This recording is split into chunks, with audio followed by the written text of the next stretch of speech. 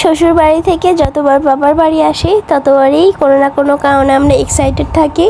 আর এইবার আরও বেশি এক্সাইটেড ছিলাম আমরা, কারণ এবার হচ্ছে আমি সবাইকে না জানিয়ে এসেছিলাম। আমি বলছিলাম যে আপনার জামাই শুধু বাসায় যাবে, আমরা কিছুদিন এখানে থাকবো। আসলে তারা কখনো ভাবতেই পারেনি যে আমিও তাদের সাথে আসছি। এজন্য আজকের এই ভিডিওটা করা, কারণ আপনারা শেষ পর্যন্ত দেখতে থাকবেন। আমার আব্বুর রিয়াকশন শেষ পর্যন্ত আছে, আর বাড়ির সবার রিয়াকশন তো একটা অদ্ভুত রকমের সুন্দর ছিল, সেগুলো আমি ক্যাপচার করতে পারিনি। এই যে আমার আব্বু এসে গিয়েছে, আপনারা এখন দেখবেন যে আমার আব্বু ফার্স্টে বুঝতে পারিনি, মানে খেয়াল করিনি যে আমি বসে আছি। পরে আম্মু বলল, তখন দেখলো। তারপরে তো আমার বাবু ঘুমাচ্ছিল বিধায় মানে সেভাবে কোলে তুলে যত্ন করতে পারিনি।